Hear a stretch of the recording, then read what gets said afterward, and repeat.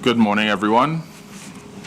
And I'd like to welcome you all to this, the 5th meeting of the Joint Select Committee on State Enterprises. And Petrotrin has the honor today being the first entity appearing in a public hearing before this committee. And so that as this committee begins its work, this committee would like to advise the viewing public and certainly the entity before us that this committee is very concerned about the level of accountability of various enterprises under our purview. The committee is of the view that the work that we've been chartered to do by the Parliament here on behalf of the people of Trinidad and Tobago is to ensure, as far as possible, that accountability is something that is seen as a priority by all the entities under our purview. I think there's been many instances of what one would like to say is that accountability has not appeared to be a priority, and this committee wants to state very clearly and very early that this is something we're going to be working hard for to achieve, but also with the various entities, because we are aware that several entities have issues and challenges that perhaps the committee could be useful in helping with. Just for members' information, and also our invited parties, this hearing is being broadcast live on the Parliament Channel 11, Parliament Radio 105.5 FM, on the Parliament's YouTube channel, ParlView. Members of the viewing and listening audience can send comments via email at parl101, PARL101, at ttparliament.org, or on our Facebook page at facebook.com/ttparliament, all one word, or on Twitter at ttparliament. So that right now, as we begin this process, I'd like to welcome the officials of the Petroleum Company of Trinidad and Tobago and invite them to introduce themselves. You have the floor. Thank you, Mr. Chairman. Good morning to you all and the wider public of Trinidad and Tobago. I am Andrew Jupiter, Chairman of Petrotrin, and as requested by the Chairman of the committee, I will request the other members present to introduce themselves, starting from my left. Good morning to the Chairman and members of the committee. My name is Fitzroy Harewood, and I'm the President of Petrotrin. Good morning to the Chairman and the members of the committee and to the wider public. My name is Neil Derrick. I'm Vice President, Human Resource and Corporate Services Acting at Petrotrin. Good morning, Mr. Chairman. My name is Ron Huff. I'm the Chief Financial Officer at Petrotrin. Good morning to the Chairman and the honorable members of the committee. My name is Sharon Morris Cummings. I'm General Counsel, Gas, Business Development and Projects. Morning, Mr. Chairman and honorable members of the committee, the viewing public. My name is Stephen Auer, and I'm the Vice President of Exploration and Production Acting.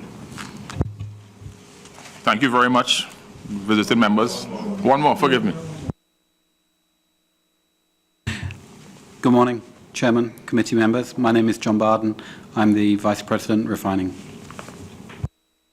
Thank you very much, representatives of Petrotrin. Thank you very much for taking the time out of your busy schedules to be here. We appreciate your coming here to answer the questions of the committee. I will now begin by introducing the members of the committee, starting with myself. My name is Senator David Small. I am the chairman of the committee, and I'd like the other members to introduce themselves, starting with on my immediate right. Senator Henry, Vice Chair, member. Mike. Retired General Ansel Antwine, member. Adrian Leons, member. Fazal Karim, member. Cherry-Ann Kuchlo-Kuban, member. Senator Wade Mark, member. Senator Alison Bash, member.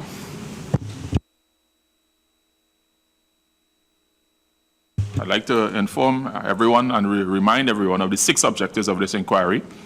It is 1, to examine the key challenges facing the company. 2, to acquire insight into the company's financial condition.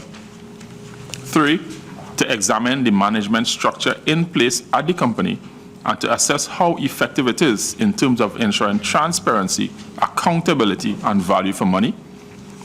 4, to obtain an update on the status of the operations of the company, particularly in keeping with the company's strategic plan 2014-2018, taking into account falling oil prices and the financial condition of the company. 5, to examine Petrotrin's tender rules and procedures to determine whether the company practices transparency, accountability, and fairness in the award of contracts. And 6, to understand the relationship between Petrotrin and the Ministry of Finance and its line ministry, and to determine whether there are crucial areas of the company's operations that are in need of additional support or resources by the government. I would like to acknowledge that the committee is in receipt of a wonderful 10-page binder from Petrotrin. Oh, it's a little more than 10 pages. A wonderful binder from Petrotrin that contained responses to all of the questions submitted by the committee, and the committee thanks Petrotrin for the obvious effort that has been put into providing complete responses. We appreciate that very much. At this point in the proceedings, I would now ask Mr. Andrew Jupiter, Chairman of Petrotrin, to make some brief opening remarks.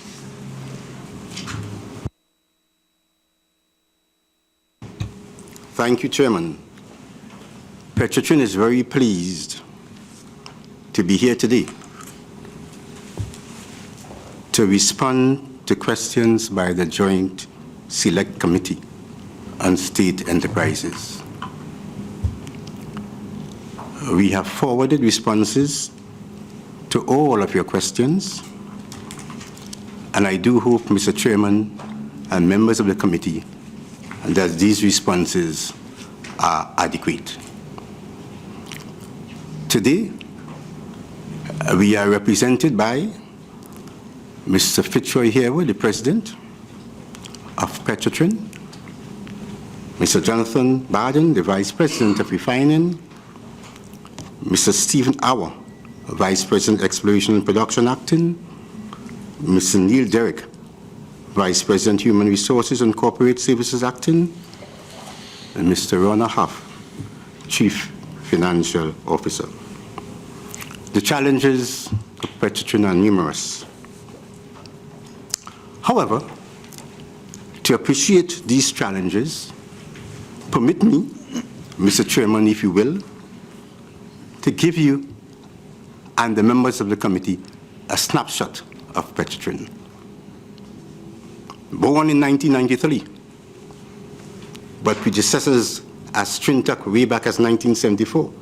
So in fact, we are 23 years old, but in fact, we are about 42 years old in the context of state operations. And beyond that, we go as far back with UBOT to 1908, 1910, when the first commercial oil well, Guapo F3, was spotted very close to the place where I grew up. And in that context, I would like to start. Petrotrin's acreage is only second to the state. The state has given to Petrotrin 1.1 million acres, 22% onshore and 78% offshore. That is the area we have entrusted to manage, second only to the state in terms of land. Petrotrin, therefore, has two core areas, which you'll hear about this morning in detail: refining and marketing, exploration and production. But to address exploration and production, I would like to leave this map before I here, whereby to demonstrate the only entity I can think about in the world that has acreage on the north, acreage on the east of the island, acreage on the west, and even acreage on the south is Petrotrin. And why am I saying this as follows? We have acreage in the west, Trinma Field. Close to about 900 wells have been drilled there. Today, we have 288 producing wells. And even more than 288 idle wells, we have 300 idle wells requiring maintenance. These wells are supported by 78 structures. Block stations, about 13. Platforms, about 23. Riser platforms, about 13. Clusters, another 29. Arising out of those wells and out of those structures, we produce about 50 barrels of oil per day per well, with average well depth of about 5,600 feet. And let me hasten to add that this did not start yesterday, but High Seas 1 was completed drilling in 1954, which gave birth to Trinma. Therefore, we have structures over 50 years old. And the estimate reserves at this time, P1, P2, P3, is 48 million barrels. And estimate heavy oil reserves is in the region of 20 million barrels. That's the West Coast. Right? He said the only entity I can think about at this time with all this acreage on north, south, east, west, and on land is Petrotrin. So a snapshot. Let me move from the West Coast and move quickly into land. What do we have, Mr. Chairman? Members of this committee, over 9,000 wells have been drilled on land. At present, there are 3,285 producing wells, 2,920 idle wells in 29 fields with average barrels of oil per day per well in the single digit. Therefore, in fact, you can term it, we are operating a stripper field. Estimated reserves on land is in the region of 80 million barrels, and estimated oil reserves on land in terms of a heavy oil exceeds 13 million barrels. How do we recover these reserves? Mr. Chairman, this is the complexity which we go into. I spoke about the West Coast, but on land we have 24 lease operators. We have 10 farm-outs.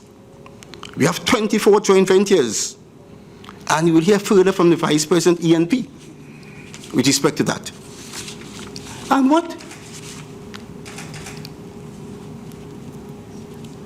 these lease operatorship, farm out, IPSC, what do you get out of that? At this time, we are getting about 45,000 barrels of oil per day. With gas, approximately 134 million cubic feet per day. And if you use barrel of oil equivalent per day, Petrotrin produces at this time is the #1 producer of oil in the country, but it also produces close to 70,000 barrels of oil equivalent per day in oil and gas. That is a snapshot of Petrotrin in terms of ENP. As I indicated, Mr. Chairman, members of the committee, we do have two core areas. And permit me now to share with you refining and marketing. The first major oil refinery in this country was at Pointe-à-Pierre. And the refinery is still at Pointe-à-Pierre today. We have about 27, and that was since just after 1910, 1913 to be exact.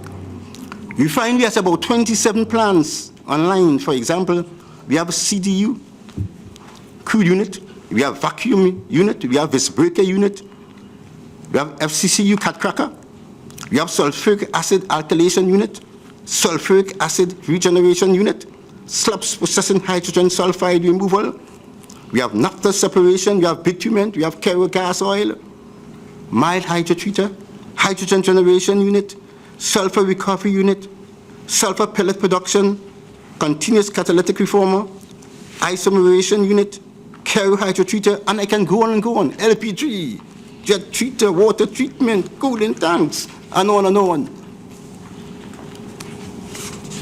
That's the complexity I want to share with you for a moment. With about 78 tanks for crude, for fuel oil, for jet, for gas oil, for finished mogas, for mogas components, for CCR feed, for HTU charge. Complex operations. I just shared with you, we have our local crude about 45,000 barrels per day, and therefore to run with a refinery of 160,000 barrels per day, you need to import crude. And we do have importation of that crude. That connects, what connects the refinery to exploration and production is pipelines. And Mr. Chairman, we have in excess of 1,363 miles of pipeline onshore and offshore. That is really distance in nautical miles from Trinidad and Tobago to Miami. That is the complex operation we are operating under. 1,363 miles of pipeline. So it's not an easy operation. It's a difficult operation. It's a complex operation in all areas. The task is great to manage Petrotrin, but even more difficult, Mr. Chairman, with low oil prices. The recent decline in oil prices and the decline in refinery margins have resulted in reduced revenue and cash flow of the company. Concerns we have are in the areas of managing operating costs, reversing decline in oil production and increasing reserves, improving productivity and work performance, inadequate succession planning and competency gaps, aging infrastructure. As I mentioned, we started some of these operations as way back as 1954. Improving safety performance, debt burden based on existing bonds. We do have that.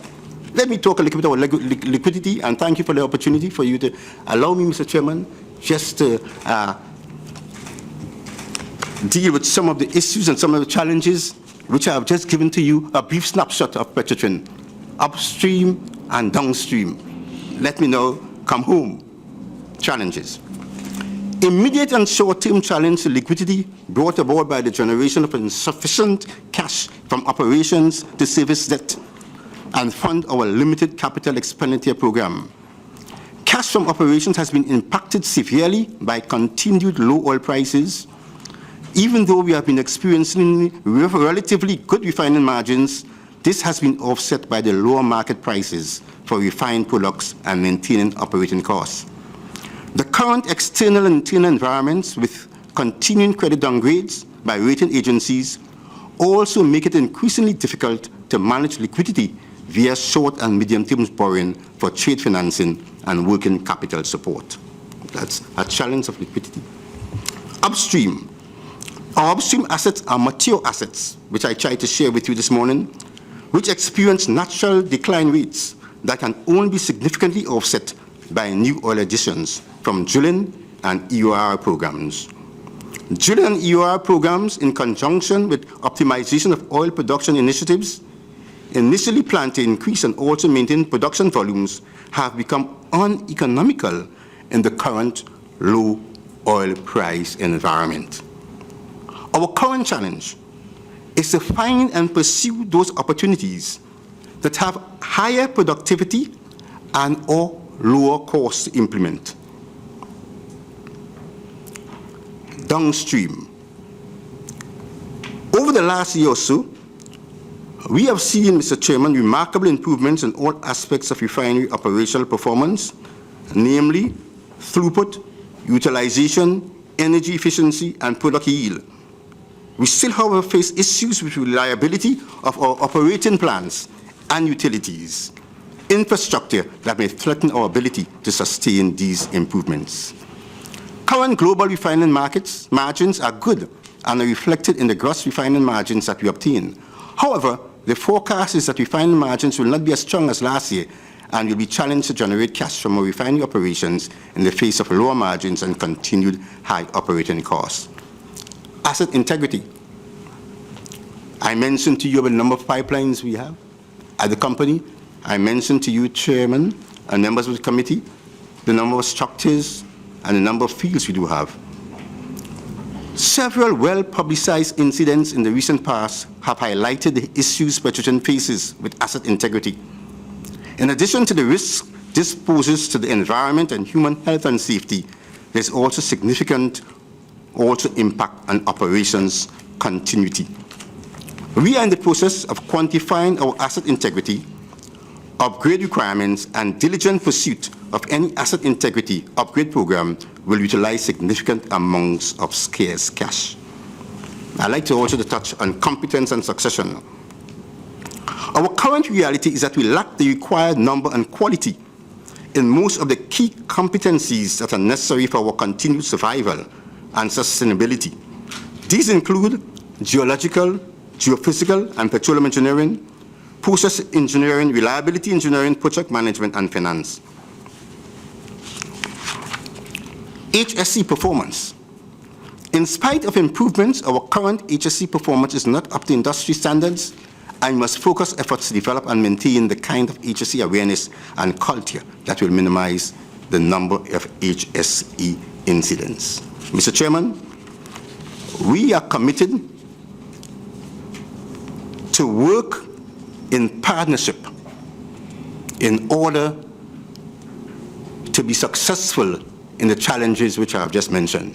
We are committed to work with the Oilfield Workers Trade Union, the bargaining body, major bargaining body, the National Petroleum Staff Association, and the Estate Police Association. We are committed to do that. Why are we committed to do that? It's as follows. That over the last 10 years, this company has provided to the government $43 billion TT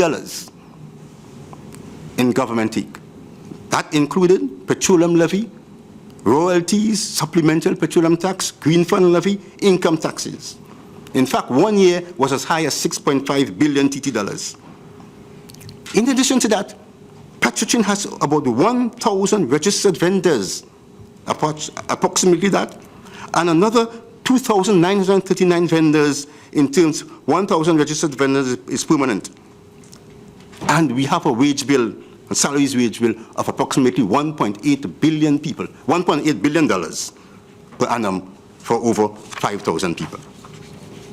Let me clearly state, Mr. Chairman, that since 2006, Petrotrin has been downgraded.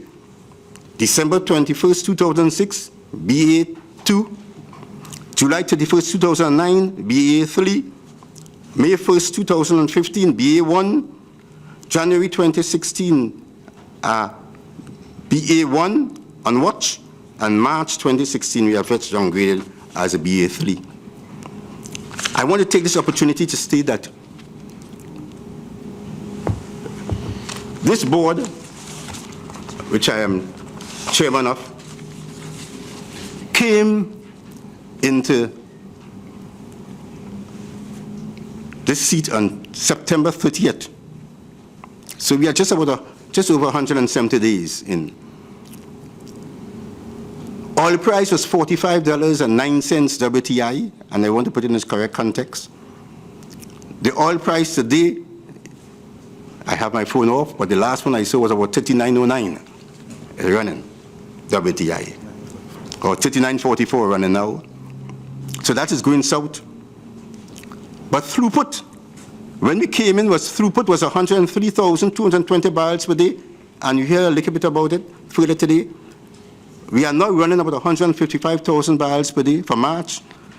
We had about 165,000 barrels per day one day on March 1st. The refinery utilization now is close to 80%. When we came in, the refinery utilization was about 68%. Our crude oil production was 43,835 barrels of oil per day on that day. We are close to that. We are just about 100 barrels of oil per day off with respect to that.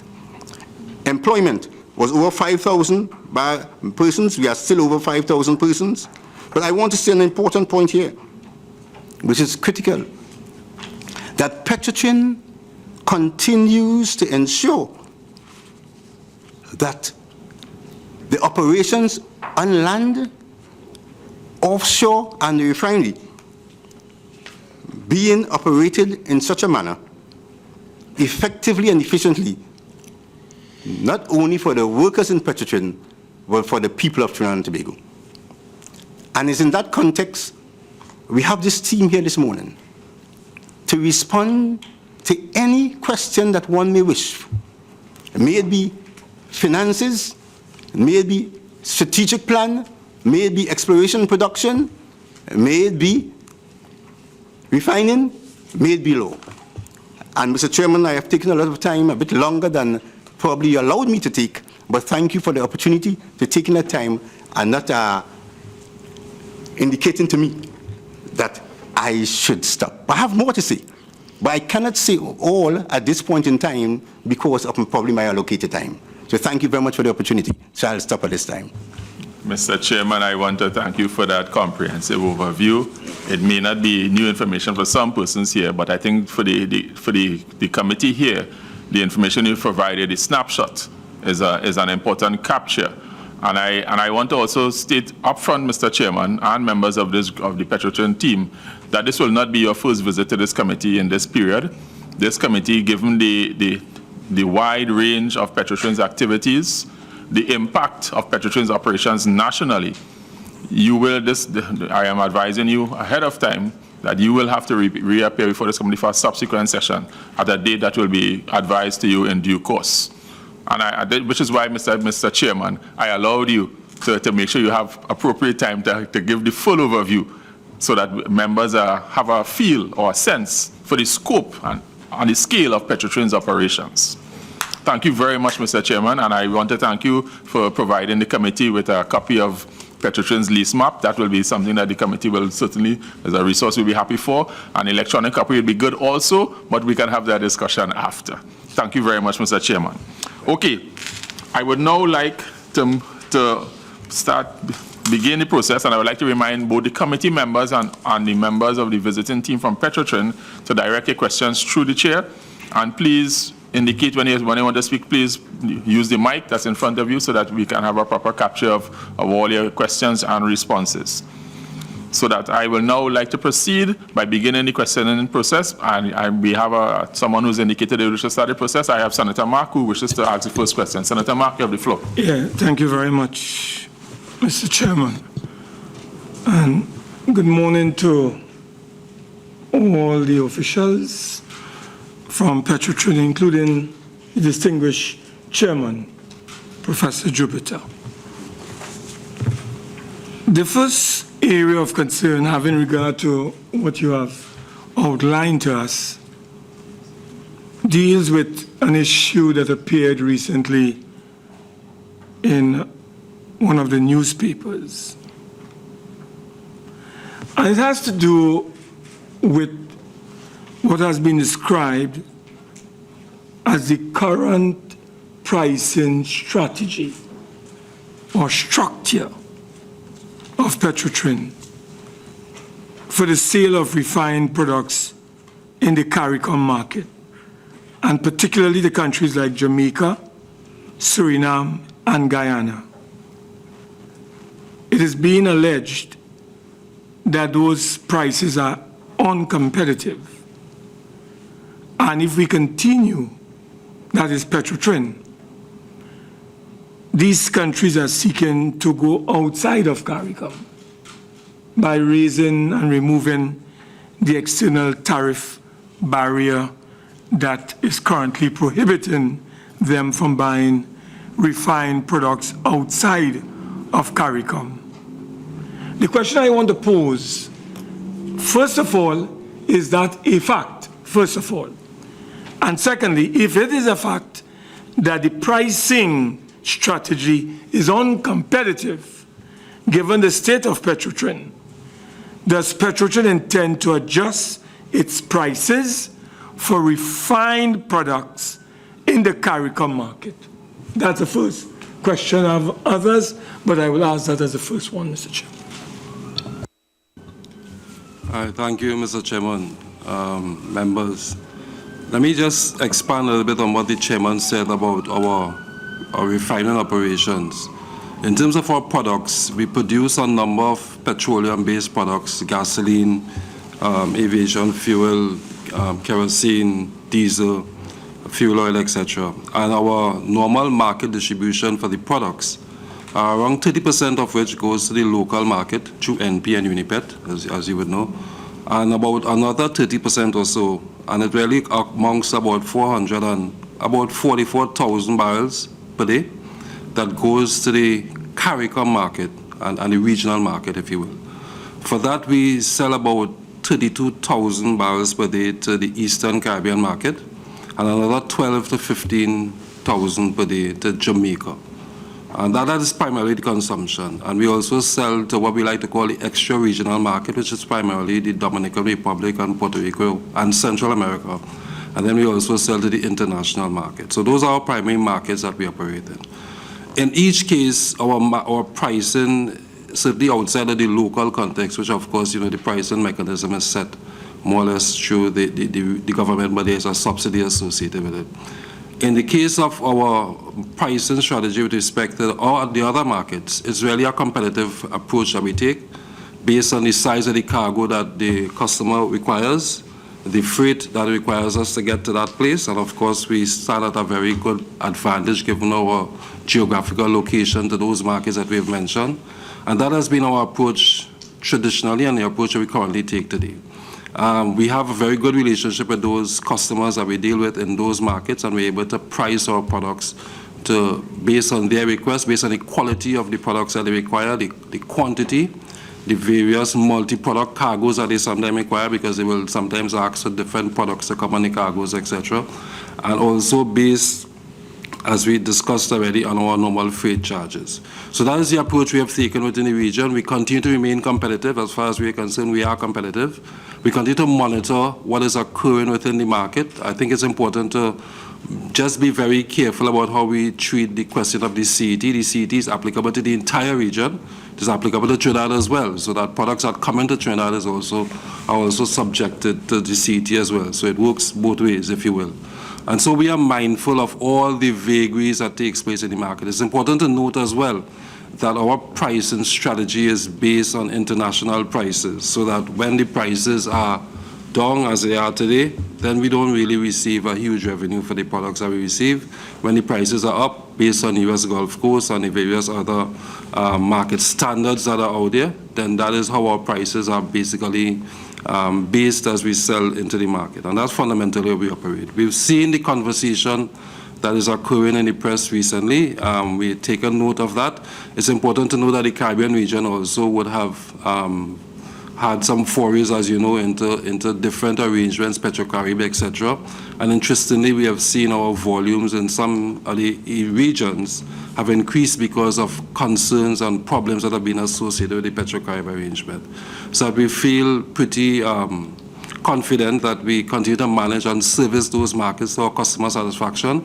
And we take very, very good cognition, if you will, of what is occurring in the market. And we're very flexible in that regard if we need to make adjustments going forward. Mr. Chairman, through you, are you telling this committee that there is no truth in what has been published that COTED, or I think it's a COTED, some council that is supposed to be meeting at the end of this month, and there are certain CARICOM countries that are seeking to remove the CET to allow them to import refined products outside of CARICOM, because they are claiming that the products coming from Petrotrin is too high and is uncompetitive in a low oil environment. Are you saying that is not true? That is what I'd like to find out, Mr. Chairman. Mr. Chairman, through you, we are mindful and we understand that there is a CARICOM meeting that is expected to take place shortly, and the issue of the CET will be discussed, and the issue of the CET has been raised. There is a concern, we know, about the fact that some people are of the view that our prices are not competitive, and we understand that. That is as far as we can comment. I mean, I cannot certainly prescribe into what their motivation is with respect to that, but we know that there have been concerns raised around whether or not CET removal will make their prices more competitive from other sources. We are monitoring that, and we pay attention to that as the conversations occur, but we know that they are taking place. Mr. Chairman, may I? There has been a report again, because we are concerned about what we are hearing, and we are concerned about Petrotrin, because Petrotrin is the flagship for TNT. So we understand the significance of Petrotrin as an institution and an organization. We recently read about some sale of the gas to liquids plant at some price of some US $35 million to a company called Naikwan Energy Trinidad Limited. We want to know, Professor Jupiter, whether that is so, because sometimes you read things in the newspapers and they may not be factual. Sometimes they may be misleading. Sometimes they may be true. So we need to get clarification from Petrotrin on this matter. And as you're on the GTL plan, could you tell us how much money was spent on this particular project? And finally, in terms of receivership, the receiver in terms of the GTL plant, I am reading where so far that receiver may have received over $55 million US. Is that a fact, or is that a figment of somebody's imagination? Mr. Chairman, thank you, and thanks to the member for raising the concern. Let me just begin by doing a quick recap of GTL as we understand it. So Petrotrin would have entered into this GTL project agreement in 2005 with the intent that we would have established, in conjunction with World GTL Limited at the time, through a 49-51 partnership in favor of 49% Petrotrin, our GTL facility at our refinery location. In 2006, the expectation would have been that that facility would have started its construction and the project would have kicked off. And the estimate then would have suggested that the order magnitude for the plant would have been at the order of around $165 million. $165 million, if you will, for the project cost. And that would have involved equity participation by the two partners as well as a loan to get the facility going. As time went on, however, the project became delayed and the project cost escalated.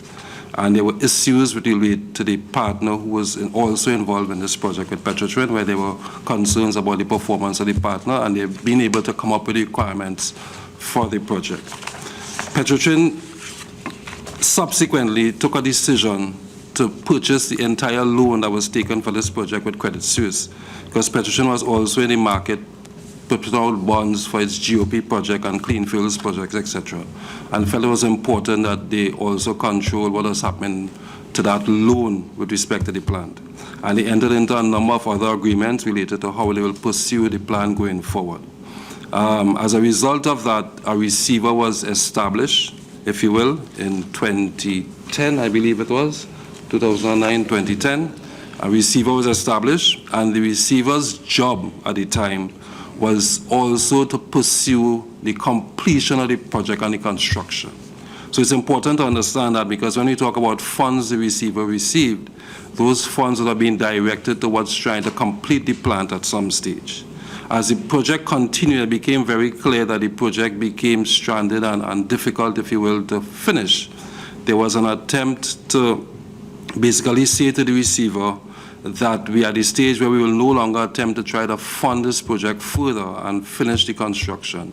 And the receiver's mandate was then required to look for a way to dispose of the assets. And the receiver, in their deliberations, determined that they can go out on a request for bid for the plant. They got a number of quotations. The company's board at the time gave permission for the receiver to enter into negotiations with Naikwan, who had bid for the plant, if you will, to operate it. Those negotiations continued to the point where at a later stage the board in 2014 was able to make decisions about trying to conclude the negotiations with Naikwan. And we are at the point today where in October our board gave conditional approval to the sale of Nikon on the premise that certain agreements that are required to facilitate the operation, if at all the plant were to operate, including the sales and purchase agreement, the off-take agreement, or collateral agreement that represents Petrotrin interests, that agreement could be made with those things, and also that Corporation Sole will give approval for the sale, and that is fundamentally where we are. The total expenditure to date from around this project is around $3.3 billion, if you will. It includes construction activity.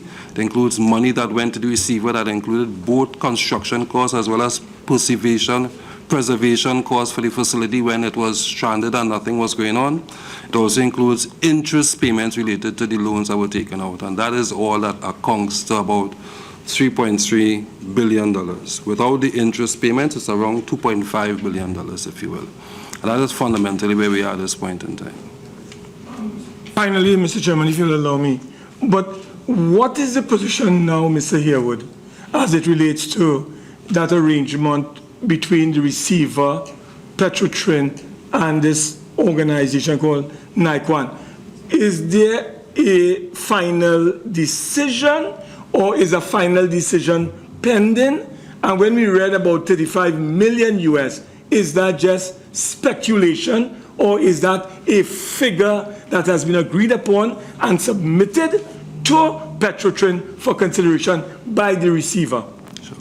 So Chairman, through you, the situation is this now, which I alluded to a while ago, is that the sale to Nikon has been conditionally approved by our board of directors, subject to agreement with respect to the various agreements that are required to be put in place, and approval by corporations. So that is fundamentally where we are at this point in time.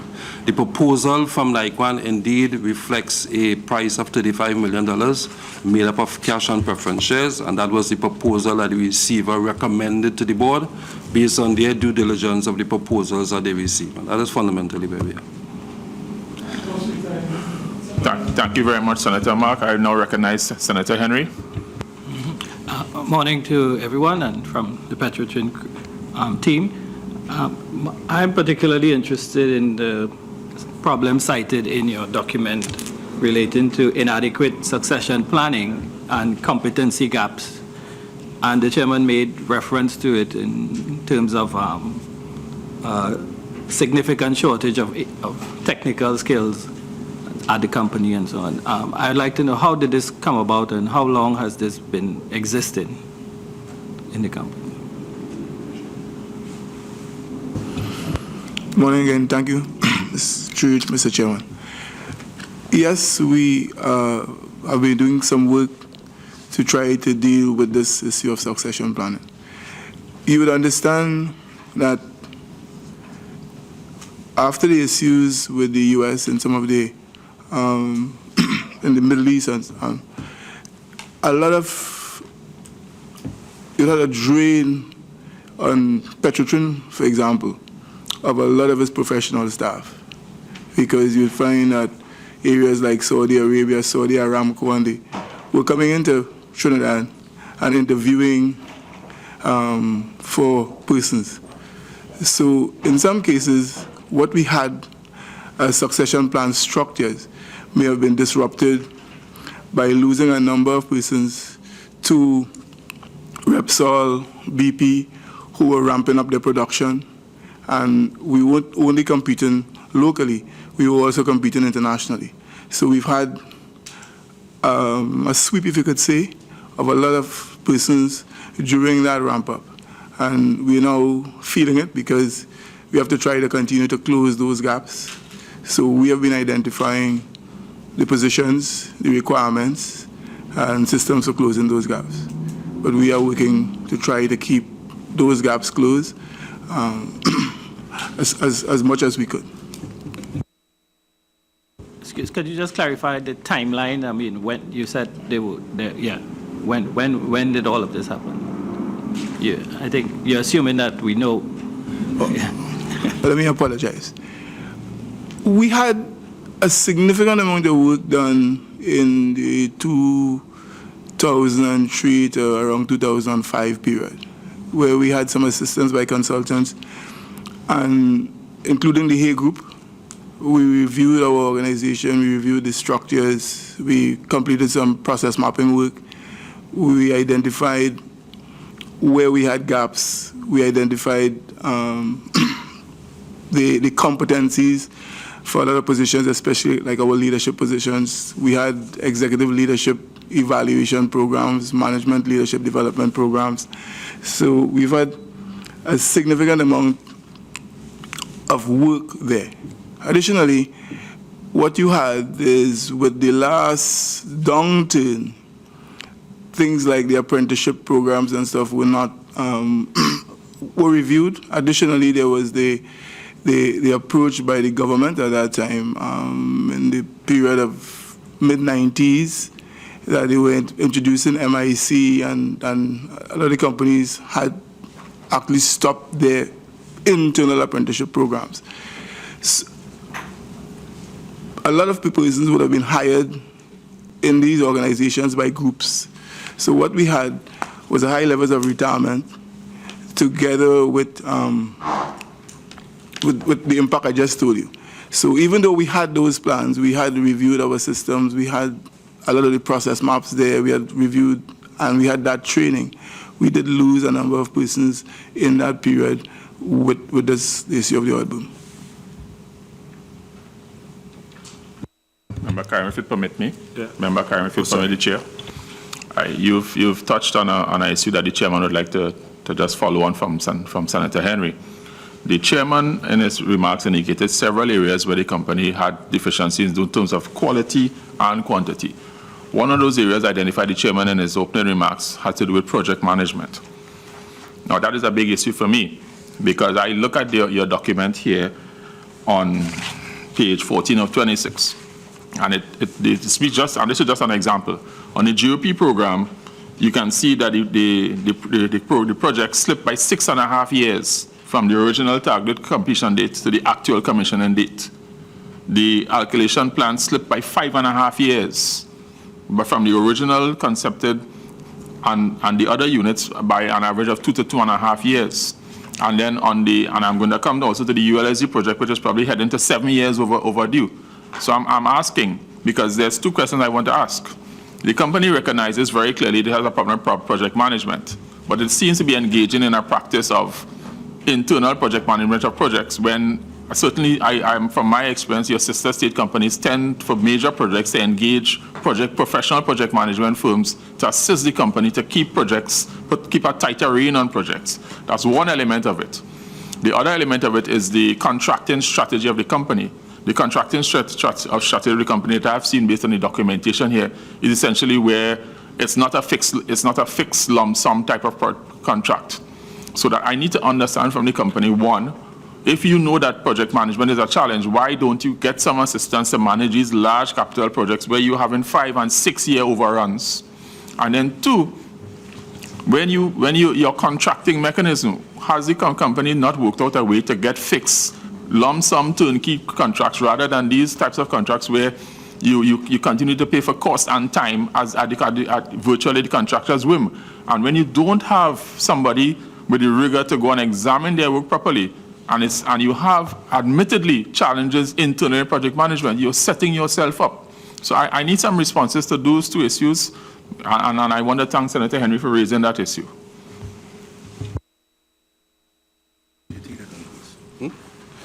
Yes, thank you, Chairman. I think it's important to maybe sort of get into some detail around the issue you've raised. So we understand that we have a project management concern within the organization, and that is something we'll readily admit to. It's important, however, to appreciate that we will have executed these large projects, if you will, following the normal protocols we expect for large projects. Now, that is not something we would have just done internally. We would have hired EPC contractors, we would have hired project management consultants who would work alongside the company in managing these contractors. All those were part of the way the contracts were structured and executed. And there were a myriad of problems that would have occurred during the construction of these facilities during that GOP period. But that is not because there was not project management capability from the company side, because those were contracted, and in a lot of cases they were contracted along the requirement both for EPC and for PMC, where they will be using the fixed price methodology, or in the case of the PMC, they may be using a cost plus. We can talk, if you're at a later date, if you wish, about where we are with respect to the ULSD project, and we can certainly respond to that. But certainly when it comes to the large projects, that has been the approach. Even when we executed large projects within the E&P division, we also took the approach of using consultants who will operate as project management consultants alongside our people, and also manage the EPC, engineering, procurement, construction activity of the main contractor, who will be held to a time and fixed price obligation.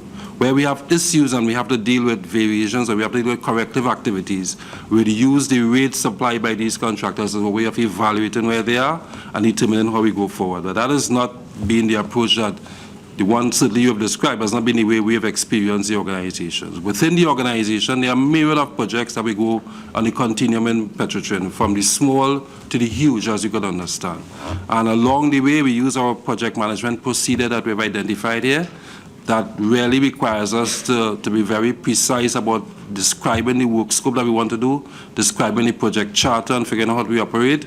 And it is in that context that we have said, as we move along that continuum, we believe that we need to strengthen our project management capability in terms of our people going forward, because we'll have lost a number of resources over time.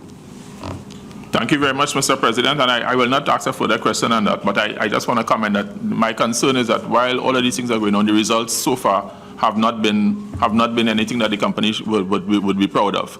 Having projects 6 years, 5 years past schedule date is something that's not acceptable. So that I understand that it's a work in progress. I understand that you're very new to the portfolio and you seem very well comfortable with what the history has been.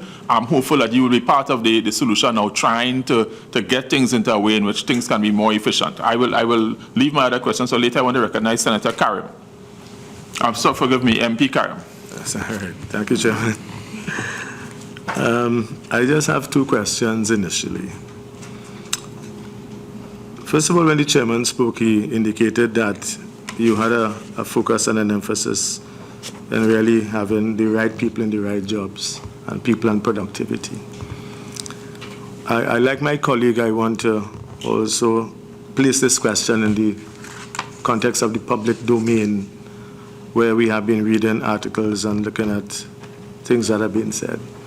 The question really deals with, since we are placing emphasis on strategic planning and all of these nice things which impact on the future viability of the organization, can you indicate to us how many persons, since you have taken on board or your board has come into operation, how many persons from your company have been terminated or contracts not renewed?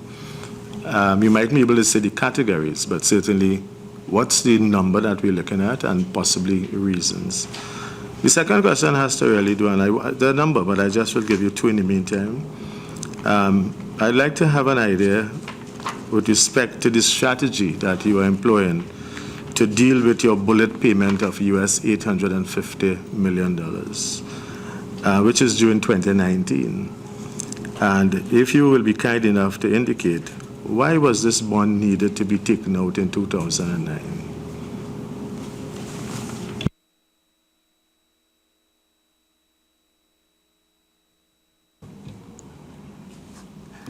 Just for some perspective, if we look at where we were at the end of October, when the new board came into, we had 4,076 permanent persons, 152 on contract.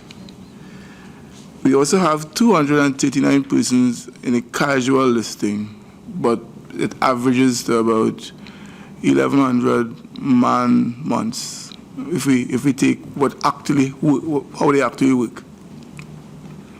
Our last figures show that we are 3,962 permanent persons, 114 contract, and the temporary casuals from 2 went down to about 2015, and the man months are just about the same in terms of average. A lot of the work we've been doing is looking at where we are, what is required, and we have a significant amount of work that was done by the Hay Group and by the Shell Group during the J2E project with respect to process mapping. So we have most of our process maps with respect to what drives our structures. In some cases, what we did is really held on the contract employees and tried to reorganize our manpower internally.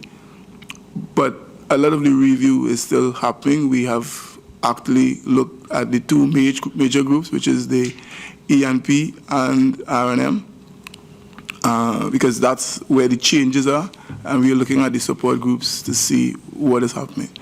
But that's where we are. A lot of that has been attrition, and a lot of the conversation with respect to the chairman in terms of the succession planning is really more for our future 5 years, because we have a significant amount of persons, on the average about 900 and some, and in terms of numbers, about 931, I think, that will leave by attrition in the next 5 years. So a lot of what we have been doing is looking at how we manage that as we try to rationalize staff and look at the competencies and the reorganization. Mr. Chairman, thank you very much. You know, in organizations, you may have what is normal or voluntary attrition, but you might also have what I describe as induced attrition, where people sometimes are not ready to be terminated, but are so terminated. The question I want to really ask you to tell us specifically, the information that I had and we read in the newspaper, is it true to say that Petrotrin had engaged in the recent months in an exercise of reviewing persons' curriculum vitae, resumes, and to see whether they were appropriately placed in the jobs, and if they were not, to be so terminated? And if that was so, how many persons would have gone through that route? Petrotrin has, we would have had that as part of our response. Part of our control systems is that the audit, we'll audit against the control systems to see where there are gaps. Petrotrin, as one of its standard audits, had a recruitment audit. So a recruitment audit it has not been completed. A draft has been submitted for the recruitment audit. And what it would have looked at, as Petrotrin looks at all its policies from a review of audit, it would have looked at recruitment against the normal procedures that we have for recruitment, with respect to whether there were vacancies in the structure, whether the recruitment followed the normal policies. An exercise like that was done, but nobody has been terminated from that exercise. Because the audit has not been submitted, and the exercise and the audit was not initiated with the intention of getting rid of anybody. It was one of the standard audits, one of the standard plan audits that would have been scheduled for audits for the year, and surely this management would have met that audit in place and would have provided just the standard data to support that audit. So you're saying that no one in Petrotrin has been released from their job or removed or contract not renewed on the basis of any review of any CV in the organization? I'm saying yes, that is true, quite true. So Chairman, I had a question in terms of the finances. Yes, Mr. Chairman, the subject of the U.S. $850 million bond, it's due in August of 2019. It was originally placed in August of 2009. The use of those proceeds were primarily directed towards capital expenditures, specifically the gas optimization project and all the plants that were involved in that project. The bonds currently are publicly traded in the international bond markets, so you can see how they trade each and every day. As of, I guess, this morning, the bond in question, the $850 million U.S. bond, is trading at about 102, 103 as compared to its par value. If we desired to extinguish that bond early, we would have a make-whole provision that we would be required to pay to the bondholders. The make-whole provision would mean that in order to retire the bond early, like now, it would cost us over $1 billion US, about $1.07 billion, to make whole the 9.75% interest that bond has attached to it over the next three and a half years. So the early extinguishment of that bond has really not been a serious alternative for Petrotrin. As we look forward to 2019, the intent would be to refinance the bond at that point in time. Now, that gives us about 3 years to put forward a trajectory, if you will, on Petrotrin's financial results that would best prepare Petrotrin to reapproach the bond markets in a 3-year time period. So it's very critical for the company to be always thinking about how our financial statements are going to look over the next 3 years. Very critical. So that's always on our minds as we look to do reforecasts and projections. If we see positive trends in our cost structure vis-a-vis our revenue streams, then the bond markets will no doubt favorably view a refinancing. If we don't see that kind of positive trend, then a refinancing will become more difficult, more expensive, and perhaps not even be available. So we're very cognizant of that. Going into a refinancing in 2019, we would probably want to restructure and avoid another bullet bond type structure, and perhaps break it down into smaller components, stretched out, and have it match our cash flows in the following time periods. So we would certainly be considering that. We are also always working with our bank group, and it may be that we would not need to refinance the full $850 million, but maybe just a part of that if the company has credit capacity elsewhere. It's possible that we wouldn't go out for a full $850 million bond. But those are the things we look at, constantly monitor, and it's never far from the back of our minds. Thank you. Thank you very much. I wish to acknowledge Senator Bash.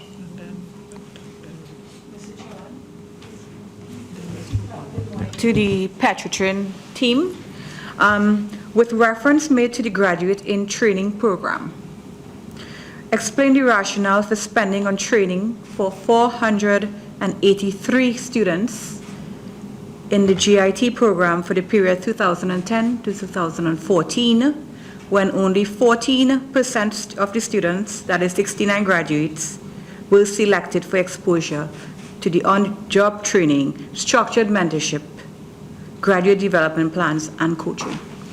And can you please account for the remaining 440 students? Can I just, may I ask for, Chairman, may I ask for this clarification? I'm not sure if the second part of the question, which is what you said. Okay, so for the program, there were 483 students, correct? Yes. Okay, when only 14%, that is 69 students out of the 483, right, were selected for on-the-job training, mentorship programs, coaching. Can you account for the 414 students that were remaining and not placed? Oh, sorry. Petrotrin started the Graduate in Training program partly to get replacements in terms of successorship, and partly as the largest state enterprise to provide training to persons, understanding that the numbers were in surplus. The chairman would have, in his overview, he would have given you the actual numbers in Petrotrin, and he also would have shared with you the numbers that are recruited as contractors. So we have a lot of persons who are not directly in Petrotrin but are supplied through contractors. Part of our strategy was that even the contractors were not able to provide persons with the quality based on our projects. So part of it was really, we knew that it was going to be surplus to our requirements, but we thought that a lot of students would have benefited from being exposed to Petrotrin for 2 years of training that we could have financed. Some of those would have been into our organization, some would have been absorbed by the contractors, and some may have been able to serve the wider Petrotrin. That was the strategy. The numbers that we projected were lower than, in terms of recruitment, were lower than we had recruited, mainly because of our own, what we started doing when we looked at the manpower management was to try and do a lot of it through the control of attrition, as against backfilling some of the positions after attrition. So in some cases, we didn't backfill as much as we should have. And that's why. So a lot of if I could just repeat myself a little bit, a lot of the money would have been spent, and we still think that it would have benefited Trinidad and Tobago from the professional development that these graduates in training would have had.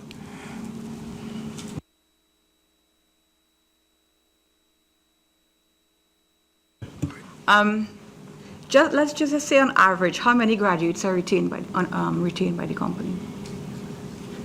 On average.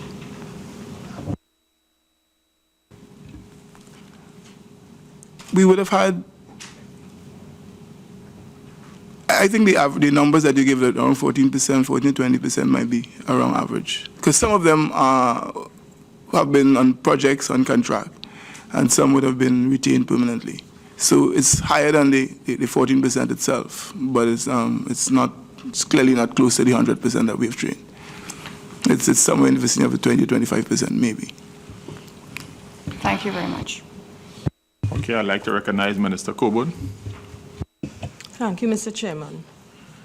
Members of the Petrotrin team, any organization's success is directly linked to its human resources. And Petrotrin has stated both in its submission and the chairman this morning that there are concerns about the gaps in the required HR capabilities and capacity. And then they would have spoken in terms of not having the quality and the numbers in key competency areas. Given those statements and those concerns, is Petrotrin satisfied that they can achieve the objectives set out in its strategic plan? Thank you, Chairman. Yes, some of the initiatives we have as we speak is, for instance, our professional development programs. We have now purchased a license from PetroSkills. We have been working on tightening up those development programs. In some cases, we may be able to fast-track them for persons who we've looked at our leadership development programs. We've reviewed those as well. So what we've been doing is, Petrotrin has a lot of, if you look at the employee population, they're highly qualified technically. I think some of the softer issues, things like project management, the management skills, are some of the things that may have fallen. Additionally, will be things like the subsidiary skills to those technicals for rounding off, which is like where we are from PetroSkills, where you're not looking only at the key skills, but you're looking at other areas for knowledge. So we are building those structures. A significant amount of work has already been completed with the exploration and production group. They are almost completed, and we've started doing the work with the refinery. But we are fast-tracking that work, and we are looking at focused development onto those professionals and the leaders to ensure that those projects could be delivered on time. I am a little bit concerned because we are saying two things. In one breath, Petrotrin has indicated there is a major concern in terms of the organization's capabilities and capacities in key competency areas. But at the same time, you are saying that you can achieve the objectives in the strategic plan? Mr. Chairman, thank you. If I can just respond. When we look at our strategic direction going forward, we obviously are informed by what the market obligations and imperatives are, and there are some things we just need to do in order to get our business, if you will, to be successful. But we also take into consideration all the constraints that are affecting the company, and those constraints include the competency issues that we face. So there will be an effort, if you will, as part of our strategic objectives, to improve our competencies in those areas. We have a lot of issues today. We have issues of succession plan, we have issues of closing competency gaps, and so being able to identify optimum structures, looking at what we need, where we need the deficiencies, where we need to determine where to put our focus in terms of how we do. Those are the things that we are undertaking, as well as other larger strategic objectives, because we know that they represent a limitation in our ability to achieve our strategic objectives. So the point is, once we set our imperatives in terms of what we need to accomplish for the business, which is primarily based on what the market may dictate from time to time and what we know we need to do in order to be successful and to be sustainable, we identify what are the constraints that can risk the achievement of those results, and we then put our focus on those things that are required. Some of it may be related to capital projects and machinery and stuff that we need to acquire and things that we need to build and develop, etc. And some, as you have pointed out, are related to our people and our human resource development. That doesn't say that we do not have skills and resources today that would be adequate, if you will, to carry us to a particular point. If we need to go beyond that and achieve what is there, we would have identified the limitations and taken actions that are required to get us to that point. It's a work in progress. We are not saying that we are there yet, but we are identifying where we are coming from. We are identifying that we are coming from a place where there are issues with respect to our succession planning, there are issues to our competencies in key strategic areas, and they represent a focus area for us. We put it on the table very clearly that they represent a focus area for us going forward. And so we're going to be building capacity within the organization, even as we attempt to achieve our strategic objectives, because we do not have the luxury of doing one or the other. We have to do them both, because they're all very much impacting the organization and its ability to achieve the results that we need to achieve in this kind of market that we're in. Thank you very much. I'd like to invite Member Leons. Thank you, Chair, through you.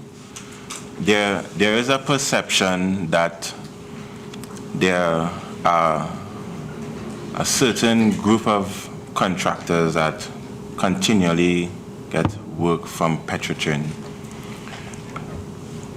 And this perception in the public domain, what strategy, first of all, is it true? Meaning that, is that a strategy in terms of this group of contractors, you all trying to improve their competencies, so you focus on this particular group? Or is that perception false? And if that perception is false, what strategies do you all have to open the field of work to the larger community? Thank you. Thank you.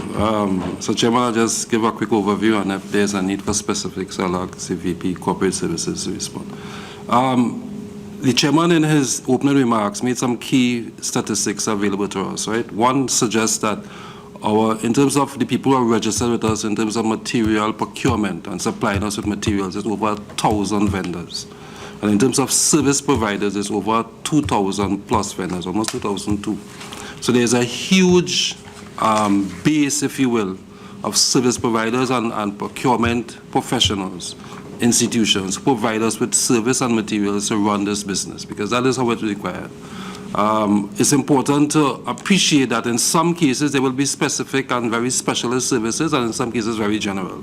Our procedures, as we have identified in responding to the questions, allow for us to go through a number of approaches when we go out for work. There are some things we do open tendering on, some things we do selective bidding on, and some things we do merit awards based on specific competencies that are required based on what is required. whether it is to expedite work in the refinery or in the E&P areas because of exigencies related to time and delivery, or there's some specialist criteria that says that this provider is the one who is the OEM and represents the original equipment manufacturer, and therefore they are the ones who will require by merit to do certain works. Those are things that are just part of the whole nature of the business in which we are in. But generally, a lot of our work is done through competitive tendering and allowing for people to come in. People register through us, and that is a very open system as well that allows people to register, and they go through a pre-qualification criteria that is very well known and very well established in our procurement procedures, and people who come into us, they are able to come onto our list, if you will, for approved categories in terms of capability and financial hurdles that they must require and they must meet. Once we have accomplished that, we basically have a pool of people that we can use from time to time. So it would be interesting to sort of get specifics on what is identified in that perception, but from where we sit, we think that our procedures allow for the three categories, if you will, to be used from time to time, and therefore give us the opportunity to be able to straddle the whole category of service providers and material procurement specialists who are coming to us. And just the fair numbers that we've put on the table suggest that there is certainly a huge cadre of people who are providing service to the organization going forward. And that doesn't take away from the fact that we have our own competencies in terms of our own capabilities, in terms of our workshops and our people and our own internal systems that allow us to be able to do some things ourselves, and there are times when we need to go out for other services. Sure. Having a large base of registered contractors is great. What I'm asking is there something that stimulates when, even with competitive tendering, there's specific contractors that typically always get this work? Is there some form of rotation, or is this not applicable in any area in the operation?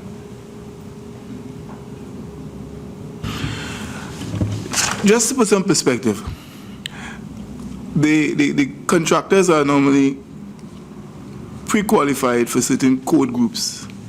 So although we have a large number, they apply for pre-qualification, and we review them in terms of the qualifications of the people, the ability to provide the financial, that their finances are in place, and all the things that are necessary for creating those contracts. Those listings are in place.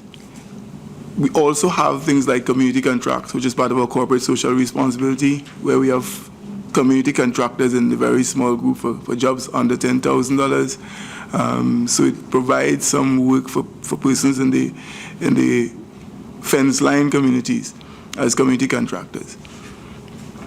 When the bids are done, there's an electronic sorting in terms of the numbers, and the top 10, based on the performance, are generally who will be invited, because we normally invite around 10. Maybe there are exceptions when the president has to sign, when we could actually widen that number. But in the general sense, mostly the contractors that are registered will be those that will be invited for the selective tendering process. Outside of that, we may have temporary registration where somebody is providing a service that we do not have categories for, people are not registered for. We may also have, in terms of open tender, where there are not sufficient persons to provide that level of competitive bidding, and we may invite other persons outside. But in general, you have to apply and pre-qualify under that first as a contractor to make that listing, and then you get onto the listing for selective tendering. So we don't just go out searching for contractors in the wider market like that. No, and thank you very much for that.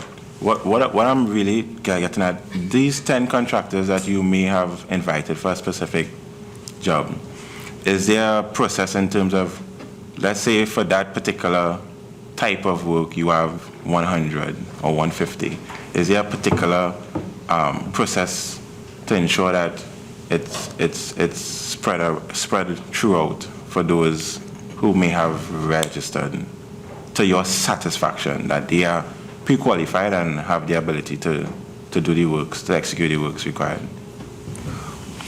Well, we sort of maintain 10 for the pre-qualification. In many instances, we have possibly less than 10, so most of the contractors are invited all the time, right? In the cases where we have more than 10, there is a rotation system for selection.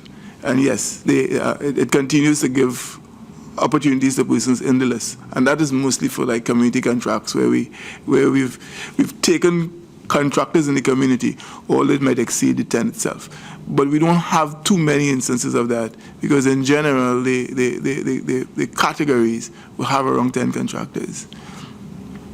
And we have a system of consequence for bad performance, and if there are strikes, then it could drop, and other persons who have applied may come onto the list and they may drop off.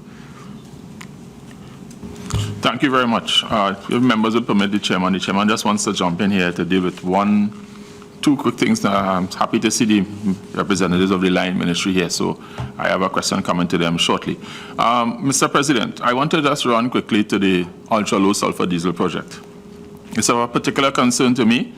The project, based on the State Enterprise Investment Program 2016 document, completion cost is $3,194 million, $3.19 billion. I believe that will be the single largest capital expenditure on a project in Petrotrin's history. I believe so. If I'm wrong, please correct me. My concern is when I read down the document, I look back at the previous reports. As of March 2012 of the State Enterprise Investment Program, the project was recorded as 91% complete. 4 years later, it's at 98% complete. So for me, there's a huge disconnect. How could a project be 91% complete in March 2012 and 4 years later, it's at 98%? I read down further, and it says commercial production was delayed to mid-2016 due to structural steel and seismic design issues. I have no idea what that means, so I would like someone to explain what that means. And then two, I look in your document that you submitted where you indicated that the new estimated startup date for this is December 2017, which means this project will be like 7 years late. So I need to find out the $3,194 million estimate, does that take it to December 2017 or is that number likely to escalate? Mr. President, I would like your guidance on that. Let me just ask the VP Refining to respond. Chairman, the ULST project has indeed a very unhappy history. Originally, the project was started in 2009 with an anticipated completion date of 2012. And a fixed price contract was let to Samsung Engineering Construction Limited for around about $220 million US. There were amendments to that contract, and that contract paid essentially $260 million US to Samsung. There were a number of problems with the project. There was an extensive delay caused by industrial relations and the payment of hourly rates and union rates. And that delayed the project essentially into 2013, when the plant was close to completion, right about 98% complete. During 2013, in September, there was routine pre-commissioning activities. And during one of those routine pre-commissioning activities, a structural member actually deformed. So one of the beams on the plant actually bent, and which is a very, very serious issue. When that was investigated, it was determined that that structural member had been inadequately designed. And some subsequent investigation indicated that it was not the only structural member that had been badly designed. At more or less the same time as that, a review of the project indicated that in the original invitation to bid document, the wrong seismic resistance had been specified. As I'm sure you're all aware, Trinidad is a seismic region. There is seismic activity. And there are codes that need to be complied with for structures and buildings and everything. And they include refinery units. And in the original ITB that was issued to the contractor in 2009, a structural resistance of 0.3 G had been specified. And it was determined that the correct structural resistance should have been specified at 0.75 G. So the company was faced with these two challenges, and they became aware of them, as I say, in around about September 2013. I think there was a prolonged period of inactivity, which I find hard to explain, but I wasn't here, so I won't try to explain that.